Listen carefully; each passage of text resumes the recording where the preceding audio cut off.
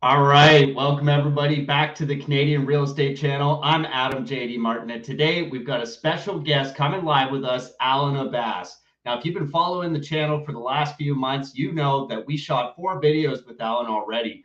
First, freaking house hacking a fourplex. Then we shot house hacking an office. I didn't even know you could do that, so I learned something out of that video too. And then we saw 2 videos about flipping mobile homes, which is another really cool topic. So today we're going to get some market updates. Today we're going to hear about how those projects actually went, and we're going to get caught up with Alan and see what's been going on for the last few months. So, Alan, where you at, brother? Hey, what's up, Adam? Thanks for How you having me. doing? Yeah, absolutely, man. So I wanted to get started, just get right into it here, man. I wanted to hear what you're seeing out there in the real world, on the ground with the market. What's been going on? It's been a lot of calamity in the news. I know there's a lot of, it seems like there's a lot of fires to be put out. What's going on in Windsor? Yeah, for sure. We're seeing a lot of distressed sellers. We're getting a lot of those phone calls where people are literally losing their house to power of sale to the banks. They're calling our company, Maverick Capital, to try to have us bail them out, really. And they're losing their house either way, so they're trying to sell it before that happens. We're seeing that. We're seeing a lot of the buyers they're more hesitant. It's not like it was a couple years ago. Buyers are a lot more conservative with their numbers. They're kind of sitting on the sidelines, waiting for the market to drop even more, or waiting for just the best of the best deals to come along. Yeah, I mean, that makes sense. Like, I know when we were sending flyers, when we were trying to get some lead generation going, it was pretty complicated because buyers were looking for the data that was coming out in the next 90 days, and the sellers were looking for data that was from the previous 90 days. And obviously, in a falling market or in an uncertain market, that creates a lot of question marks for the person actually going out there and negotiating for deals. So, what have been some of the strategies that you're leveraging to deal with that? Well, if it's a really solid deal, instead of doing a straight up assignment or wholesaling that property, we're actually closing on it. So in the past, we would just let some of these opportunities pass us by. And if we don't have a buyer, we just wouldn't remove conditions. But now with the buyers sitting on the sidelines, I can't let that dictate, our business. So if it is truly a deal, we are actually raising the money and getting a private mortgage and buying it to flip it on the MLS, or just partnering up with a joint venture partner that's coming in with cash, and we're saving some money on the broker fee, lender fee, and the high interest rate. Yeah, that's awesome, man. Honestly, from my experience in wholesaling, that's one of my biggest regrets is not jumping on those deals that we knew were going to be great. And it does a few different things for you, obviously, as the business owner. It gives you great credibility, right? It shows the market that you're actually willing to go and commit to those deals that you're actually saying are good opportunities. And then it also gives you the profit from doing that. And then it has sort of a third knock-on effect too of allowing your guys to stay out there and in business because you're actually bringing in revenue while you're doing that. Keeps your construction team busy, so you're not constantly out there going to find new leads for employees. That was another one of my big challenges is like, how do you actually find great staff on both the construction side, the reno side, and on the wholesaling side? And as long as you've got revenue, I find you get a lot of alleviation on some of those pain points as the business owner. So I think that's really great. And I know that there's always winners and losers in these changing markets. And typically speaking, the ones that are bold and well capitalized are going to win because they're buying the dip, right? You're buying when everybody's fearful. And, just looking around at the fear and greed index right now, I'd say we're just about maxed out on fear. So if you're able to stay capitalized and actually take advantage of some of those opportunities, like I could just see right now how that's going to lead to incredible opportunity for you in the future through value add things like strategic renovations and buying smart. So that's awesome, man. That's really great to hear. And again, that's one of my biggest regrets with our business is we did assign so many deals that we forgot to buy as many. So that kind of sucks. And I was just curious, like, when did you start doing that? What was the first deal where you said, you know what, we can't get this assigned. We're just going to go ahead and do the deal? Yeah, I think, I mean, I've done flips before. I've actually purchased properties from another wholesaler going back to 2021. I just saw that this guy had an incredible deal, and he had a $50,000 assignment fee on it. And I didn't even care because I was buying that property for 180. It was a heck of a deal. And I didn't care if it was me going direct to seller and getting it or buying it from another wholesaler. So I had it for 180. He had it for 130. He made 50,000. And what happened with that one was very interesting. I took longer than expected on the renovations due to some delays, as always. But by the time I had it ready, it was the market actually turned. This is going back to February 2022, the peak of the market. I just missed the peak. And by the time I got ready to list it in March, the market just, it was like a light switch, how quickly the whole sentiment in the market changed. And that was a flip that kind of went sideways. I still made a profit on it, but I ended up getting stuck with that property for over a year. Bit of a long story. The original buyer gave us a firm offer. They didn't close. They lost their deposit. After a certain while, I ended up renting it out instead of just paying, $2,000 a month for the lender fee. And then I just sold it actually earlier this year. So it was a flip that's not, it's not a flip that you'd want to do again. It's one that took over a year. But even that, all of that being said, we still made a profit, and the main thing is we bought right. We bought it for 180. It's hard to lose at that price point. But back to your question, aside from that one, earlier this year, it was a mobile home that we were not able to assign. A lot of buyers, they're not fans of mobile homes, and the margins were kind of slim. But I figured, you know what, it is a deal. We ended up buying it for 120. I raised all the capital, so $100,000 first mortgage, raised the $30,000 down payment plus renovation costs, and we ended up selling it for 165 within 2 months. We ended up netting about $21,000. Nice. That's awesome, man. I mean that's great, because like if it was a deal that was just going to pass away, or it was just going to go to the graveyard folder, like that's a wicked opportunity for you to get in and get out and make a quick 20 grand, which I assume you took that 20 and just reinvested it into generating more leads with, right? And Yeah. that's where there's a snowball effect to these businesses. If you can reinvest some of the capital, even those small wins, whether it's 5, 10, 15, 20K on a project that you didn't anticipate doing, but you end up getting the win. Like as long as it doesn't take your eye off the ball too bad and you have the systems and processes set up, it's a great opportunity to reinvest that capital. And maybe that's how you find the next 50K deal or the next 100K deal or next 200K deal, because those are out there. And yeah, I hear you on the flips going sideways, man. Like I totally did a batshit flip where like everything went wrong that possibly could have. Like the city stopped it, like work orders, copper all got ripped out of the walls, the drywall got trashed like as soon as it was done.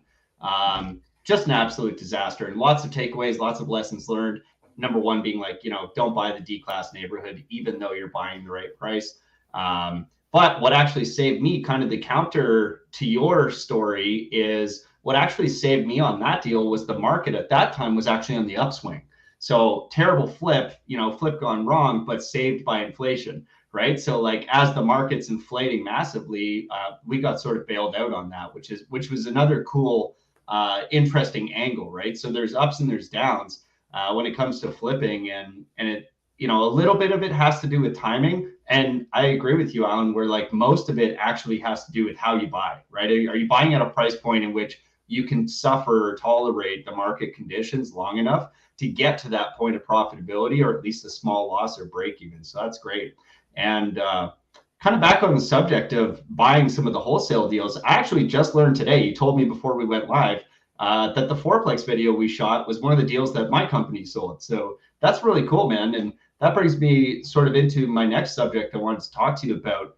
What's going on specifically in Windsor, right? Like, why are people buying in Windsor right now? Why are you in Windsor? Why not Sarnia? Why not any other city, right? Why not Sarnia? Why not London? Why not go to Toronto? What is it about Windsor that has you investing there?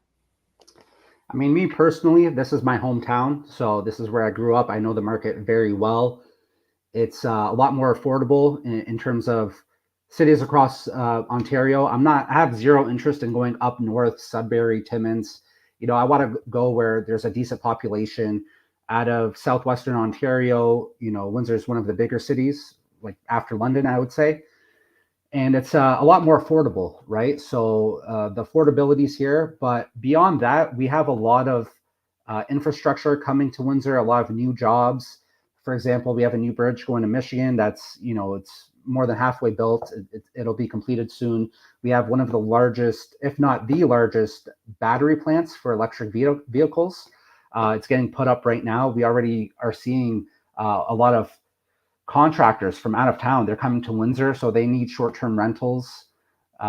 We have Amazon coming with a warehouse. There's going to be a new mega hospital. So for people that are considering or looking at Windsor, I think it's a very interesting time, and the future looks bright here. Like we're going to see a ton of appreciation just because of the population growth, right? And all the jobs getting created. So that's kind of what it boils down to. Yeah, that's awesome, man. That's a lot of infrastructure. Like you just named like one of the largest companies in the world, right? With Amazon. So Amazon coming to Windsor, that's pretty fascinating. I mean, all sorts of jobs there, and those are longer term too, right? Like if you get that warehouse there, those are people that aren't coming for 3 months. They're not coming for a year or two, like the bridge project. So it's really interesting. You have that balance of the bridge workers who are maybe construction workers that come in and then leave once that infrastructure is built. But I wouldn't be surprised too if a lot of them stay, right? Like bridges, infrastructure, all this stuff needs maintenance, it needs upkeep. People come, they see a city, they like it, they enjoy it, they spend a bunch of money there, they get some roots there, you know, meet the girl, meet the guy, and stay. And when it comes to the warehouse and stuff, that's a lot of long-term opportunity for growth there. So that's really exciting to hear with Windsor. And it's kind of felt like Windsor, to me, has kind of felt like it's been on an island for a little while, where like London got a lot of attraction because people came down the 401 from like Kitchener, Cambridge, Waterloo with the tech scene, right? So like the tech scene kind of came out of Toronto, moved to Kitchener, Waterloo, Cambridge, and then a lot of their offices and stuff and like new ventures started to pop up in London. So it's really cool to see that there's going to be this sort of explosion in jobs and infrastructure happening in Windsor. And I'd be interested to see what happens with that over like a 20-year time horizon. Like I think as real estate investors, we get our heads down a little too much where we focus on like, you know, the project at hand, right? You're like stuck inside the project management software where you're like, okay, the drywall's got to go on. Where like if we take a 10,000 foot view, that's a lot of infrastructure for Windsor. That's a lot of opportunity long term. And I recall from watching your videos on our channel here that you're buying around that 120 mark, right? Like you're buying your units at about $100,000 to $120,000 a unit. And I literally can't imagine a world after that infrastructure is there where that continues to exist. I think it's impossible. And those purchases being made now at 120 or in that $100,000 range per unit, I mean, those gotta look so good on the long-term time horizon. So good for you, man. That's really cool. And like, I'm not following this stuff, so I didn't even realize the bridge was almost half done. Right? Oh yeah. That's big. That's massive. Right? Because when Yeah. I hear bridge project, I panic. I go like, oh Jesus, that's like a 20-year, you know, mega project. Like it took 20 years to get a highway to Collingwood. And I'm like, I just don't even understand that. But obviously, there's big incentive when it comes to coming from Canada to the US, one of our largest trade partners and massive employment center for locals to Windsor. That's awesome. Yeah, and I do want to add another thing that kind of gets overlooked sometimes, and it's, you know, it's always been there, is Michigan's right next door. So there's already an existing bridge and a tunnel, right? Like I'm 10 minutes from the border from my house, 15 minutes you're across, assuming there's no traffic. And there's a ton of people in Windsor that work in the US. Like I have a lot of family, friends. I personally used to work in the US. So it's very, very commonplace, and it's arbitrage. They're getting paid in USD and they're living in Canada where their expenses are Canadian. And right now, with the exchange rate being about a $1.35, you're getting a 35% increase on your income. So, you know, Michigan has a ton of jobs. Half of the nurses, it seems like, in Detroit are actually Canadian nurses. Not to mention all the other healthcare jobs, engineering jobs. They have, you know, Chrysler plants, GM, so forth and so on. So that's another thing that people don't really talk about is people are moving from maybe GTA down to Windsor and working in Michigan. So that's an interesting opportunity in itself. And back to the units that you mentioned, I'm paying 100,000 to 120,000 per unit per door for a multiplex. I gotta say that's definitely not commonplace. You're not going to find that sort of deal on the MLS. People are paying 150 to 200 plus per door.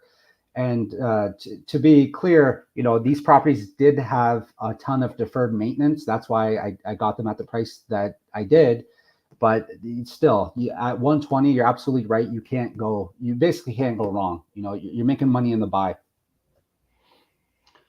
Yeah, I absolutely agree, and I think that's a great little disclaimer to attach to that, right? Like it's not free money.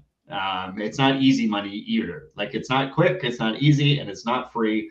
You got to work for this stuff. And if you go back and watch those videos, like Alan's doing full projects, guys. Like I strongly encourage you to go watch these videos because a couple of things that I noticed, Alan, in your videos that I wanted to highlight here was you've got a really strong attention to detail and quality, which I really respect. Like all of Alan's projects look great, right? They're taking like smoke-filled buildings that are like yellowing walls and like the paint's terrible. It's got like shag carpet and like, just awful, almost like panels and, just shit everywhere on the walls. And Alan takes that all down to the studs. Like I was seeing the one video there, you've got it down to like you're redoing insulation, you're redoing everything, right? Flooring, drywall, kitchens, lighting, paint, electrical, adding different heat sources, getting instant water heaters in there. Like that's a lot of work. But obviously that's where the reward is too. If you take on that risk, it's possible to get that type of reward.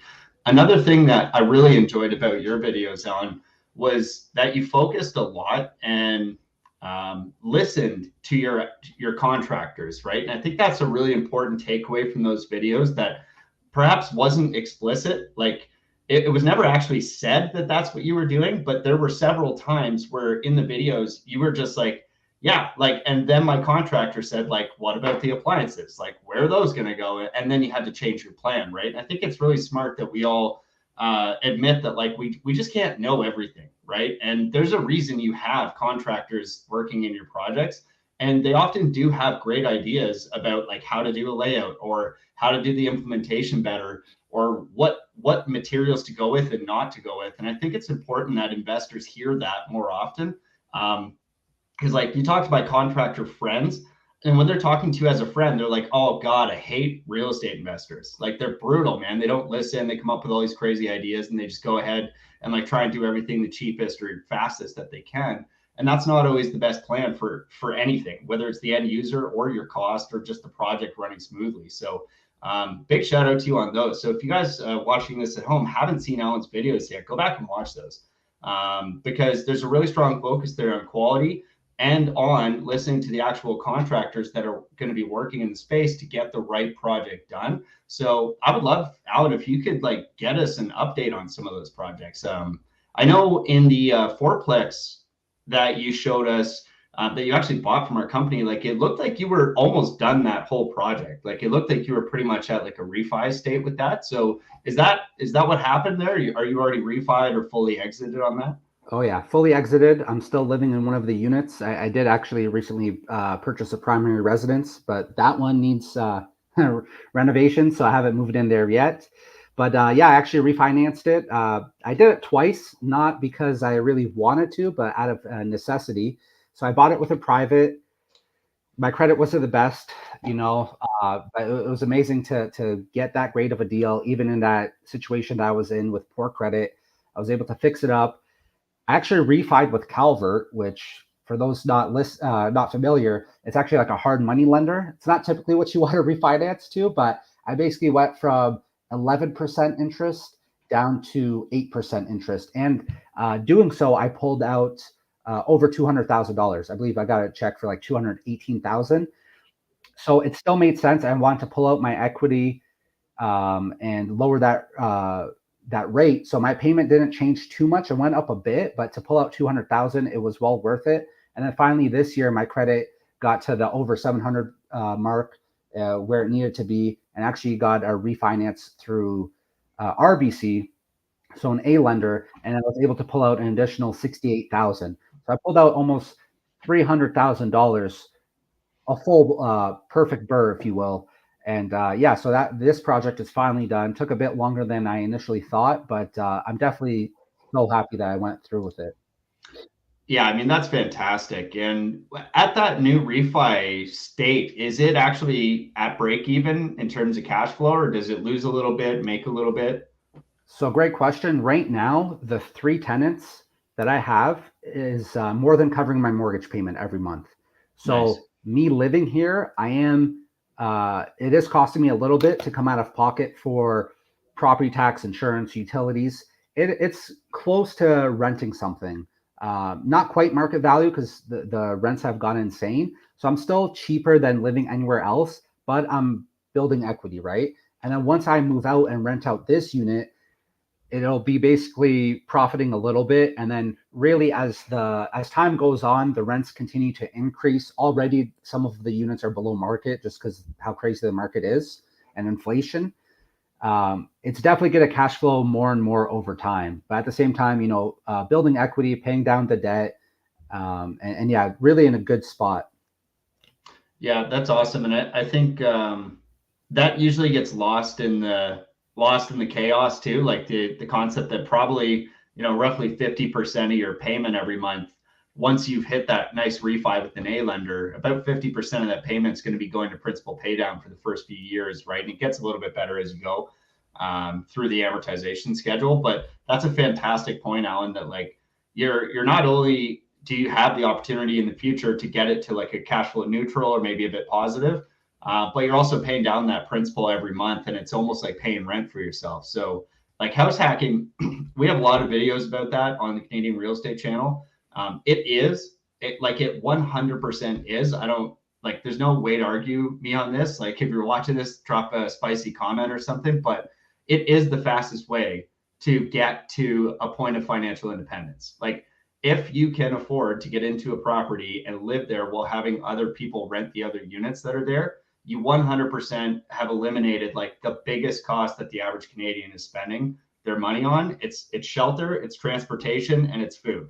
And like, well, you got to go to work and food, you probably got to eat. So if you can eliminate that shelter cost, you've done a huge, huge, huge service to your financial stability and financial independence journey. So it's definitely something we talk about all the time. It's how I got started. It's how Matt McKeever got started. It's how Jeff got started. It's how Kellen got started. It's how Dylan got started. It's how Casey got started. It's literally everybody that's been on this channel talking. It's how they got started. And then, as you can see, and that brings us to the next project that we shot with you, Alan. Like it snowballs quick. So I'd love to hear more about the office hacking. Dude, you Yeah. had to make up a whole term for us for the Canadian Real Estate Channel. I didn't even know you could office hack, but of course you can because there's no limit to creativity here on the channel. So, dude, how's that project going? I know there was potential to add some units. I know you had the whole place gutted in the video that we shot, and it sounded like you had some pretty good plans to, build the Maverick Capital office there. So, did that happen, or where are we at for progress on that project? Yeah, it's coming along nicely. So the four residential units upstairs are really close to being done. Like the flooring's in, it's painted. Basically, what's left is the kitchen. The cabinets have been installed in the last couple of weeks, so just countertop, backsplash, little details. But for the most part, it's pretty much done. I'm just waiting for the exterior door to each unit, and then we'll do the hallway, the common area. And the fifth residential unit, which is on the main floor behind the two commercial, that's coming along nicely, painted and flooring in. So soon we'll get the kitchen for that. So I would say we're definitely more than halfway done for the initial 7 units. And I want to focus on the residential units first so I can get them rented and start making some income from it, really, because right now it is a money pit coming out of pocket paying for that mortgage with a vacant building. But it's part of the short-term plan. Long term, it's going to be fully occupied. It's going to pay for itself, and then we will have that office space. So it was my goal to get an office for my company.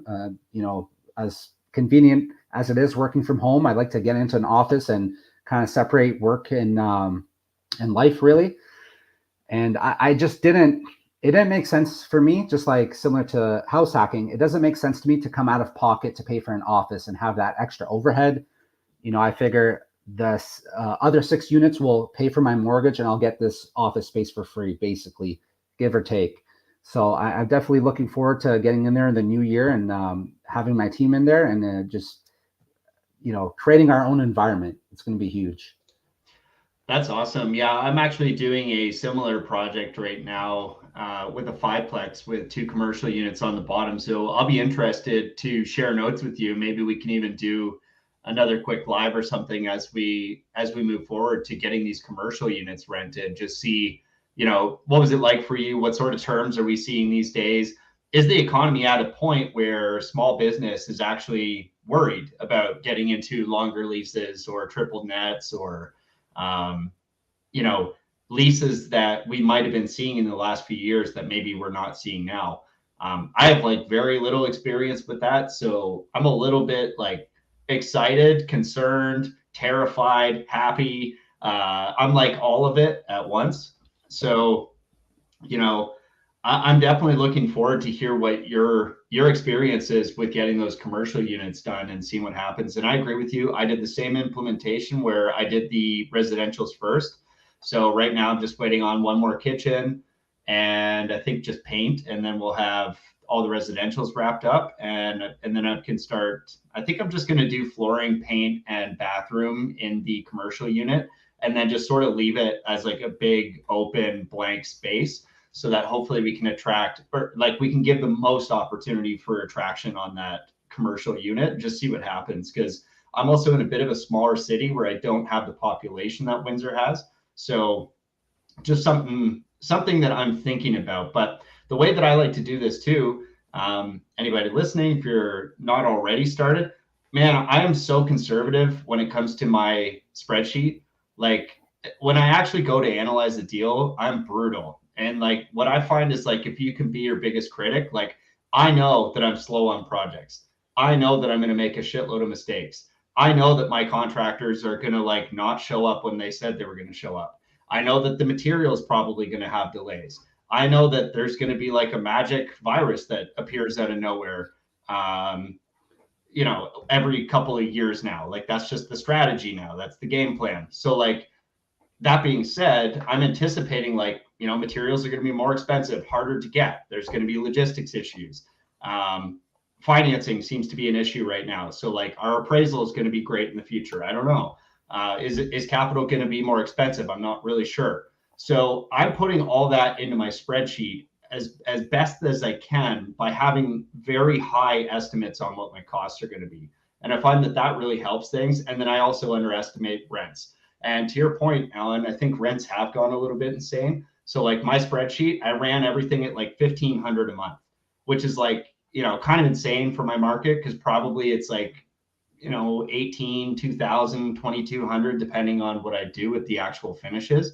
But I like to just do that so that if I'm wrong, I'm wrong in the right direction, right? I like to be coming under when it comes to profitability, and then I hit better targets as the project wraps up or as I start showing it. So that's great. What have you been doing? Just as I'm getting curious here about this. How have you been showing your properties? Are you just listing everything on Facebook or Kajiji? Do you go through a realtor? How do you list your rentals? So the fourplex that's all said and done, it was everything. So I took initiative. At first, I would advertise it Kajiji, Facebook. I had success on Facebook, on Marketplace, and even Windsor has a Windsor Rentals group. So I had a lot of traction with that. I did end up hiring a property manager. I know some people might think that's silly, but I don't want to spend my time managing my property. I want to, work on my business and acquire more properties. So after the first few phone calls, I just hired the manager. I'm like, I don't want to deal with this. Don't bother me with this clogged toilets and nonsense. So the property manager would advertise it as well. I had my realtor listed on the MLS as well.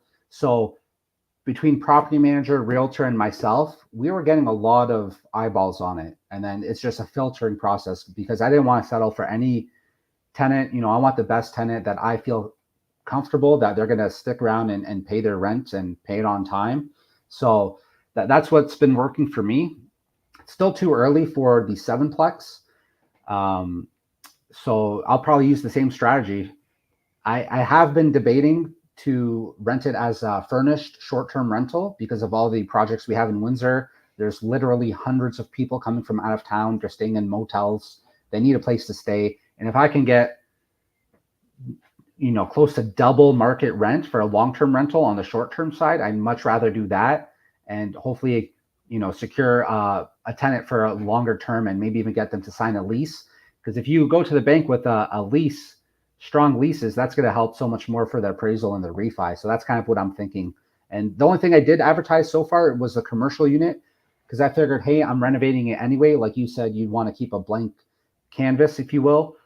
I want to find a tenant now for the commercial space because I'm renovating it anyway. So if I do find a suitable candidate, listen, I have a construction loan on this. I want to renovate it anyway. So if you tell me how you want it, I can renovate it to your liking. So that's kind of the strategy. And it's funny because both the storefronts were just rented to residential tenants. Many years ago, they did have commercial tenants at one point, but the owner of the property was he was house hacking himself. He lived in one commercial unit and he had a residential tenant next door. So I mean, maybe plan B would be, as you said earlier, what's the demand like for the commercial units? From my understanding in Windsor, there's like a 20% vacancy rate for commercial, which is not great. It's not ideal. I'm taking one unit, so I only have one unit to rent. Worst case, I'm thinking, hey, can I just rent it out to a residential tenant as a plan B? But it's still too early to say, so we'll see how that goes.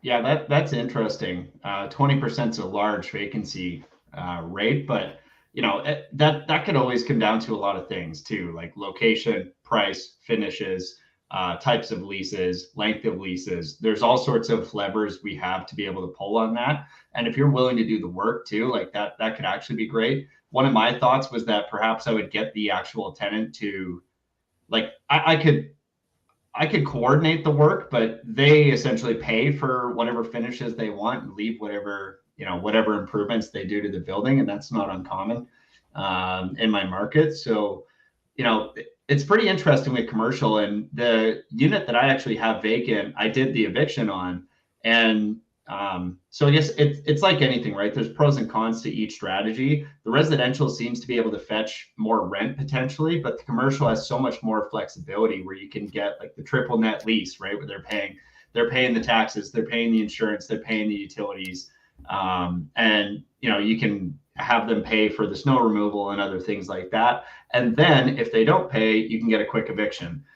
So my store that I evicted, it was like a few months of just weird communication, non-payment, late payment. And then I was like, hey, like, if you do this one more time, like, I'm just going to come and literally change the locks or sell all your shit. And that's how this is going to go. And like, we're supposed to have a good professional relationship. You're running a business. I'm running a business. Let's do this properly. And lo and behold, it was, the same situation. And, there was other things going on. She was causing issues with other tenants, and boom, it was a 1-day process. Right? It was absolutely nothing. I was like, hey, I'll give you to the end of the month to move out, and that's done. That's a wrap. Our lease is terminated because you breached it. So I do like that element to it. And I do like the idea that if you have a store owner or a commercial tenant, then, the snow removal, the maintenance and stuff, it all gets upkept. Now, if you're going to office hack it, maybe that would have happened anyways, but it is kind of nice to just have an active and participating tenant that is like invested in the area, looking clean and looking cleaned up. So I think that's another benefit that you don't necessarily get with multifamily residentials, where, there's always the classic, like, who's putting the garbage out? And like, why is the garbage everywhere?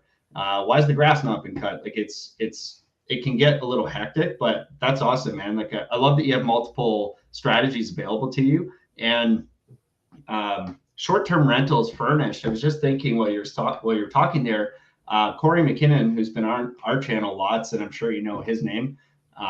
He's been doing that for years in Sarnia. So, you could always reach out to him and just say, hey, I'm considering doing this. Like, what's your experience been like? Or we might even have a video on the channel of him talking about that. So I know he's had a lot of success. Like, man, he's getting crazy rents, and the tenants are fantastic he's doing medium. So like, basically medium term furnished rentals, and they're just incredible, right? They pay a ton. Often the company's paying the bill for them, and or they're getting reimbursed or something, so they don't really mind. They just want the amenities. And he's got no problems with them like leaving or anything, because if they stay, they're stuck on whatever price they're they've been paying the whole time, and that's obviously a favorable price. So that's awesome, man. It's a great strategy. Yeah, absolutely. I'll definitely check that video out.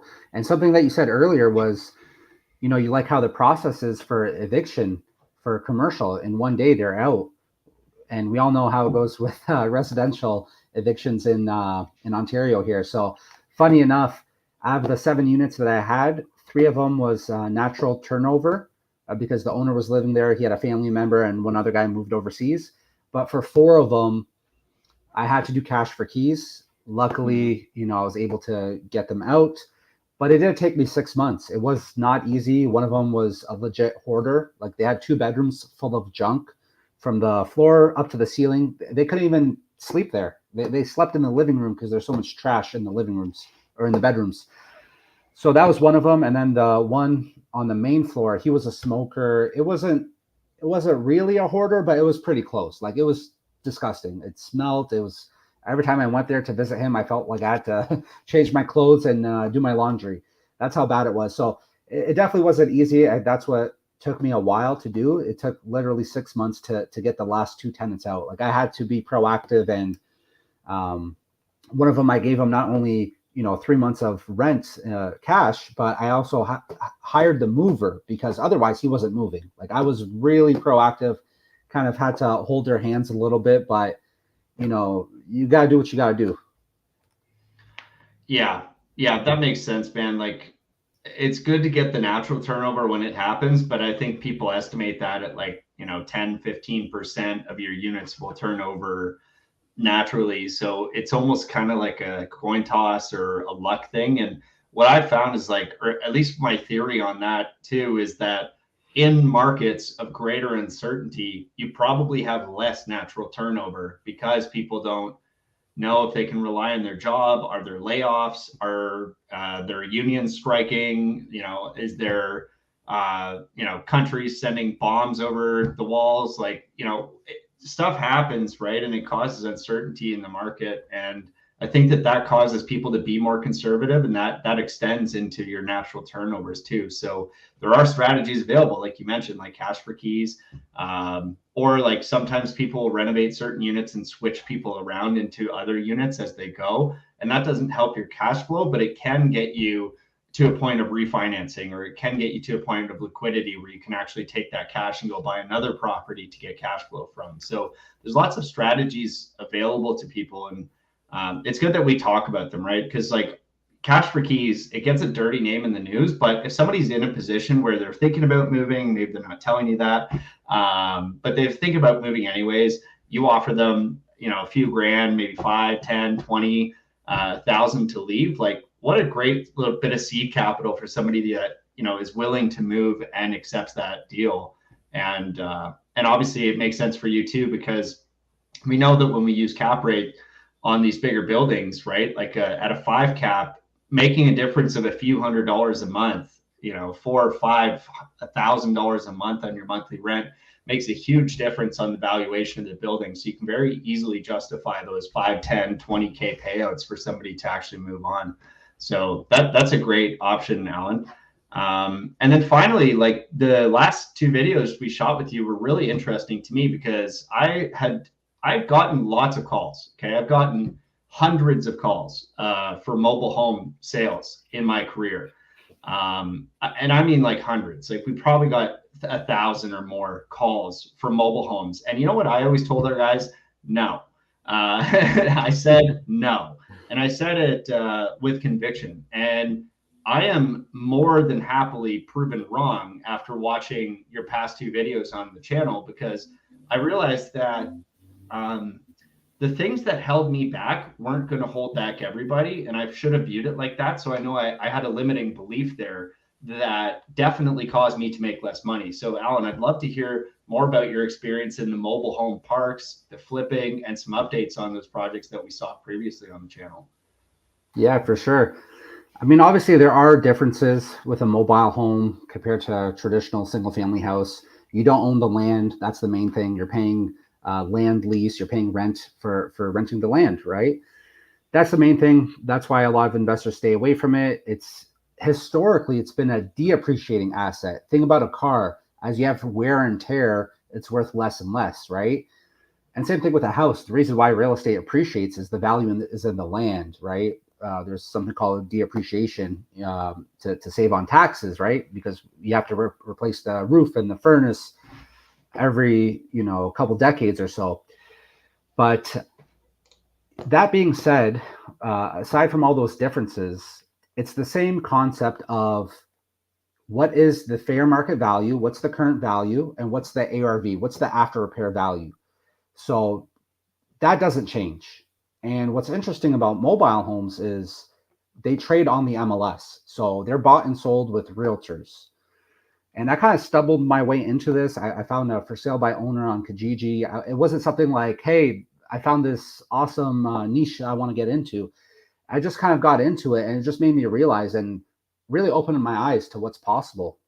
And I didn't really pay too much attention, but within 1 hour drive of Windsor, we have about 6 or 7 different mobile home parks. And that's for season. That's all year round. There's a couple extra that are actually seasonal. I like to focus on the full season where people live there, year round. But I found myself talking to a seller that was highly motivated. They're moving from Windsor to Chatham. They were actually behind on their land lease, about $3,000, and they had to relocate because of a new job.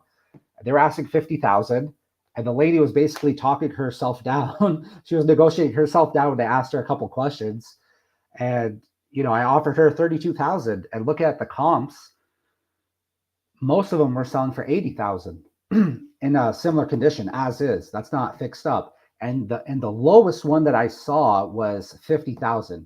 So in my mind, I'm like, how can I go wrong? I'm buying this asset. Don't get me wrong, it is an asset. Someone can live in it. You can still rent it for $32,000, where the floor is $50,000. Like, you're in the money. You really can't lose. So that was just my whole mindset, and I cleaned it up basically for free. Got rid of the junk. The manager came around. He's like, "Hey, do you need help getting rid of this stuff?" So I didn't even have to pay for junk removal. And I put it on the market, sold it for $79,900. I was in and out within 3 months, and I bought it for $32,000 after realtor commission, closing costs, holding costs for the land lease, the utilities. I still netted over $40,000 profit, and I'm just like, wow, like, how do I do more of these? And I compared that to my flip that I had at the same time, the one that took me over a year to sell. I'm like, which one do I prefer? The flip that went sideways that I was stuck with for over a year and dealing with the contractors and the headaches and so forth and so on, or the mobile home that I bought and sold, made 40 grand, less headache, no contractors. Now, don't get me wrong, it doesn't always work that way. I tried that strategy with a different one. I just needed too much work where I did have to renovate it.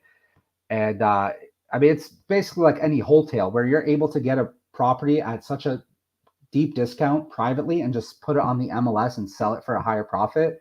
That's basically what it came down to. But it just opened up my eyes to mobile homes. And then I started looking at different ones in different parks, and I started realizing, hey, different parks have different rules. Some of them, they don't care if you rent them out. Some of them is only owner occupied. And there's a big difference. The one in Windsor, we have one park here. It's actually right behind the Home Depot. It's your typical what you think about of a trailer park, like trailer trash, D class neighborhood, right? You just drive through it. You're like, I want nothing to do with this. But that's actually where I sold that first one. I made 40 grand. So I'm like, I don't really care. And then that other video that we shot that's on the Canadian Real Estate Channel, that one is in the A-class park, like totally different neighborhood. Like, it's in Essex, 20 minutes outside of Windsor. They have a community pool. They have really high standards. Like, they give you a list of like, hey, you have to do these renovations. They have a really high standard. They want the pitched roof, the vinyl siding. You can't rent it out. They don't want, riffraff tenants in there. So just such a big contrast. And then recently I discovered another one that's like on the water, right on Lake Erie. Like, it's beautiful. So it's interesting to see like the different classes of mobile home parks. Some of them are actually really classy. Yeah, that's interesting. Like, again, it's not something I would have naturally thought about until you think a bit deeper about it, right? Like, obviously, there's good and bad neighborhoods. There's D class neighborhoods. There's C class neighborhoods. there's those B neighborhoods that were C's, now they're on the come up. And it's fascinating to think about that different asset class. And if you haven't seen the video, I mean, it's really quite incredible what you did. Like, you basically did what I would call like just a full flip, right? Like a full lipstick flip in this trailer home. And like, when I think trailer home, I think of wheels. Okay, there's no wheels. All right, this thing ain't going anywhere. It's a freaking house in a park. The only difference maybe being that the land is leased under it. And so, yeah, I mean, the thing's plopped onto there.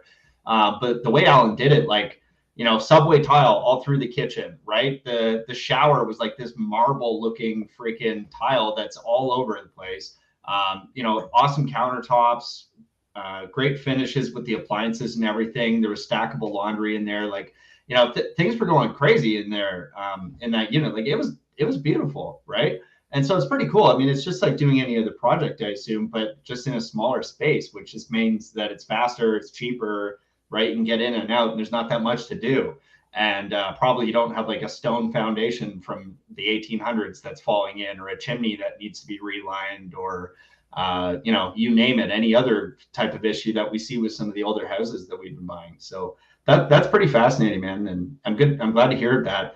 Have you found that it's been easy to get leads for that? Like, are you specifically using a marketing strategy that's been working for you for that specific asset, or it's just part of your blanket marketing across the different cities? It's mostly blanket marketing, although we did kind of do something specific for it. So the first couple that I bought, actually, I think 3 out of the 4 were from Kajiji. Now we do get some calls from our flyers. I don't think that has you know, yielded us any purchases yet, but we're getting calls from the flyers. We started doing Google ads, getting some calls from that. But basically, 3 of them were purchased from Kajiji, which is a great source for off-market deals for sale by owner. And then one of them was actually a bandit sign. So we put 100 we buy houses bandit signs, and then 100 we buy trailers. And we actually bought that one on Dana Drive for 120 from a bandit sign. So we put them all around the park and the different parks in the area. So yeah, That's really smart. I love that take.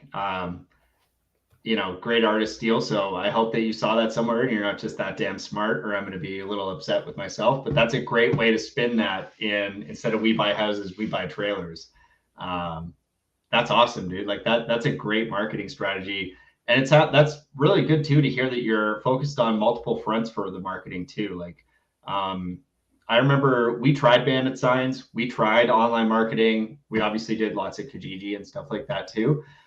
We never found a lot of success with that. And that's great for you that that's working, especially in that niche, right? Like, maybe that marketing segment works just better for that type of demographic. And that's kind of the whole thing, right? It's like figuring out your market, figuring out your neighborhoods, your demographics, what's going to work, and then just, you know, piling onto that. So that's really great to hear. And just a final subject I wanted to bring up, because it's actually been a theme throughout all the videos that you shot with us, and tonight's discussion. We've talked a lot about financing.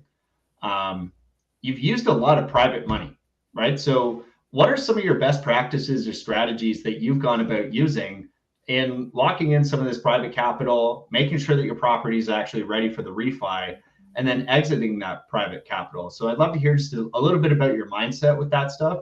You know, maybe how you built out that network, and then some of your best practices, because, you know, you're getting lending on some weird stuff, right? You know, you're going straight for the multifamilies, right? When you had bad credit, then you rolled it right into an office, like commercial res split, which is not always the easiest to get financing with.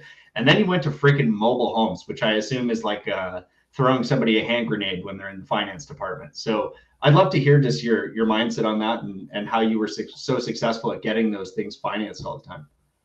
Yeah, I mean, it's definitely a combination of different things. Number one, you got to build a relationship. So, you know, once you work with a private lender, if you can kind of keep giving them business, if they're willing to lend, and they see that, hey, you always make your payments, you make them on time, you know, some things are out of our controls when projects get extended and whatnot, but typically you pay them back on time, or even earlier.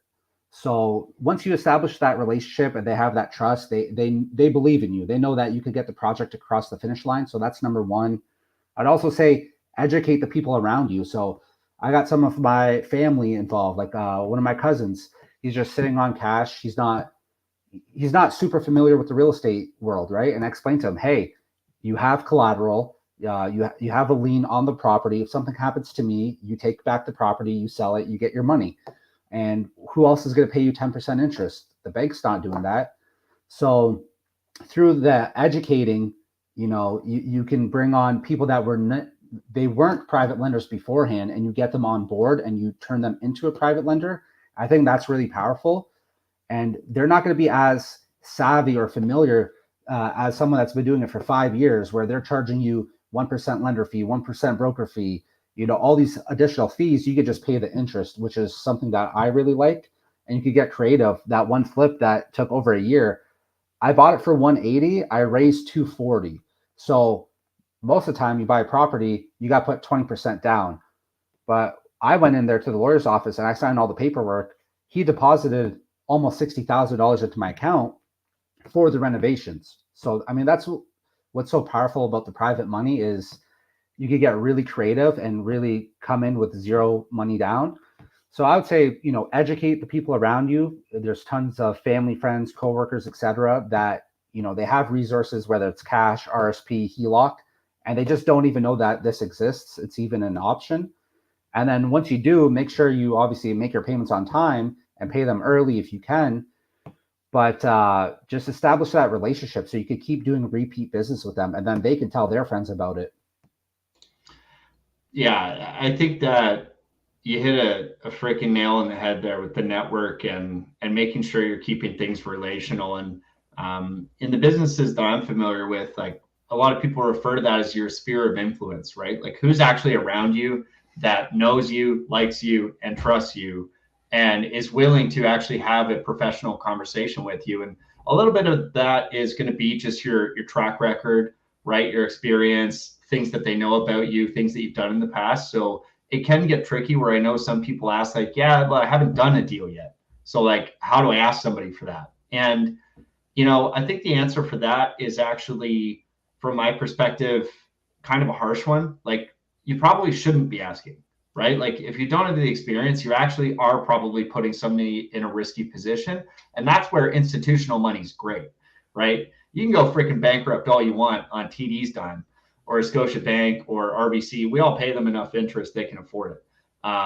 But that's where you don't want to be leveraging your sphere of influence. But for those that are getting into the game, you've done a few deals, you kind of got your finger on the pulse, what's a good deal to purchase and then how to execute on that deal. The sphere of influence is one of the greatest places you can go to for deals, right? So you can ask them for deals, you can ask them for capital, you can ask them for their network connections. So there's so much that you can get out of there when you're actually providing value to them as well, right? And so, of course, there's a value exchange there between whether that's the rate or whether you're helping them get educated. That's actually how I've got a lot of deals done or capital is there's someone watching me from the outside who wants to know more about real estate investing, and they want to get started, but they don't know how. Right. And so by participating in a deal as the lender, it's a fantastic opportunity for them to actually open up the door, see behind the curtain and see like, hey, how the hell are you actually doing this? Right. And then they see, oh, it's actually pretty simple. And maybe they do one or two more deals with you to build up their capital. And then they get the independence, or they get the feeling of comfort and capabilities that they can actually go and start to do projects too. And one thing, once you've been in this game long enough, you start realizing it's a freaking lonely world.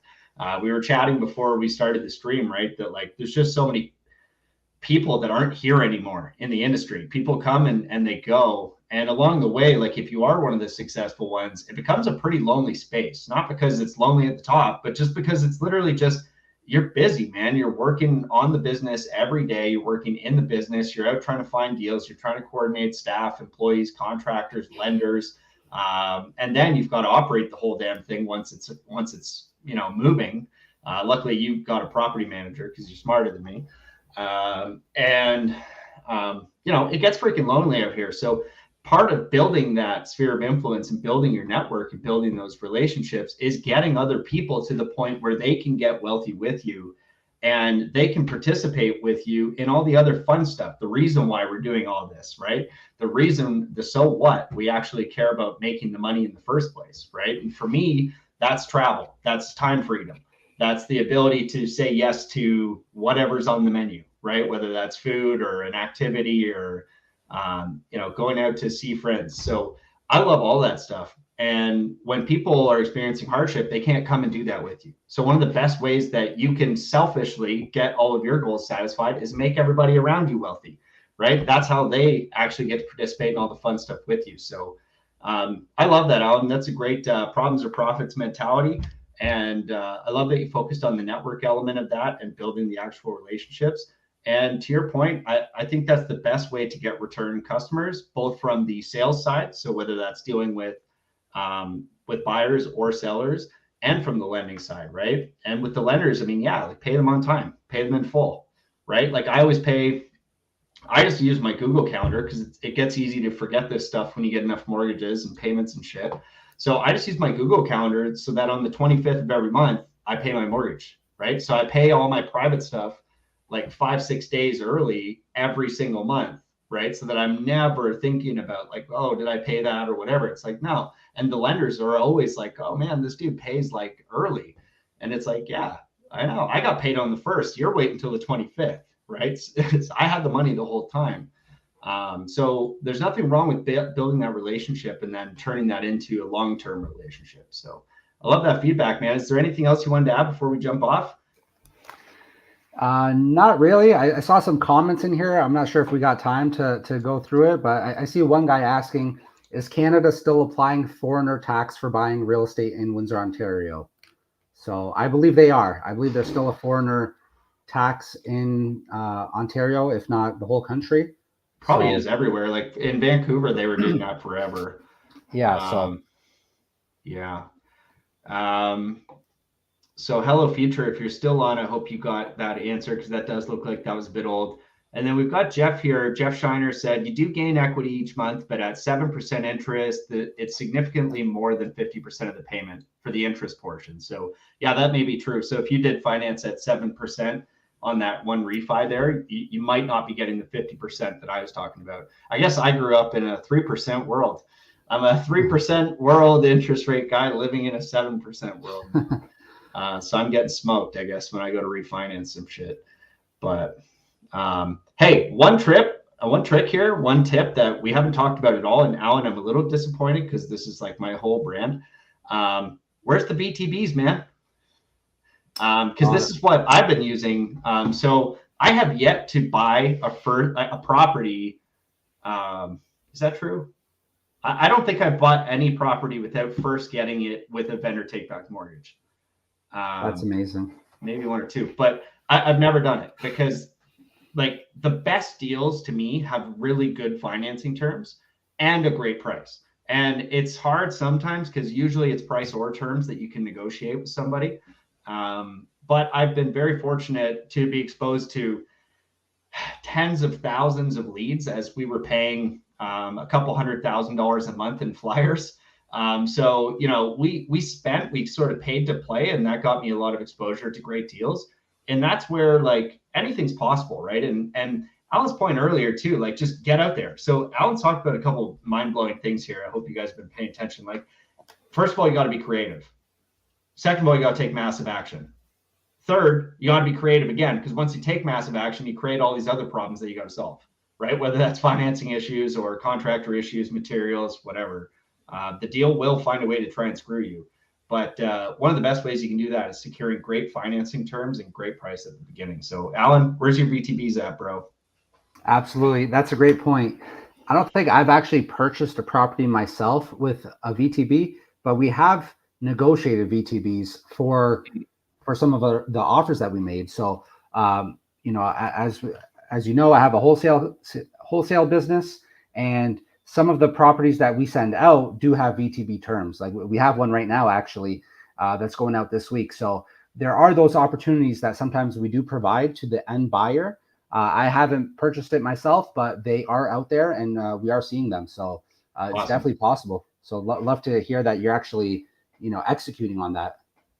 Oh yeah, man. I mean, I just made it's a religion for me. Like I cannot stand going to the bank. So that's where I try my best not to do that. And again, like anybody's new to me, my best BTB, my proud moment was 96% loan to value, 3% interest rate, 13-year term. So that's about as spicy as you get. And then you go and borrow the 4% down, right? As a private. So like that's how you really play the game when you start getting like ninja level on the financing and stuff. And that's why I'm just radically out of touch with with the current interest rates and stuff. I'm about to get my ass kicked actually because I've got a bunch of stuff that I need to refinance or sell. So I will next time you see me, I might be in one of your mobile homes, Ellen. Or you might be buying a mobile home off me. And just before we jump off, Alan, how can the people watching at home who've been waiting for this entire hour to finish rambling, how can they get on your buyers list? How can they get in contact with you? What's the best way to follow you? Because I know that's what they actually stayed for. For sure. Hit me up on Instagram, Alan Abbas 17, or send me a message on Facebook. You can just search my name, Alan Abbas. I'm sure there's going to be notes below this. And just send me a private message and I'll add you to the buyers list. Awesome. Well, thank you, Alan. I really appreciate it. And, fantastic content as always. I'm looking forward to seeing some images of that. So I'll check in on Instagram, hopefully see the office progress and see what else you get into with these mobile homes. So thank you very much. Absolutely. Thanks, Adam. It's been a pleasure. Cheers. Well, guys, that's the Canadian Real Estate Channel. Another hour of content for you guys to dig into. And again, please go back, watch Alan's previous videos because there's some freaking gold in there. And that's all we got for you tonight. Cheers.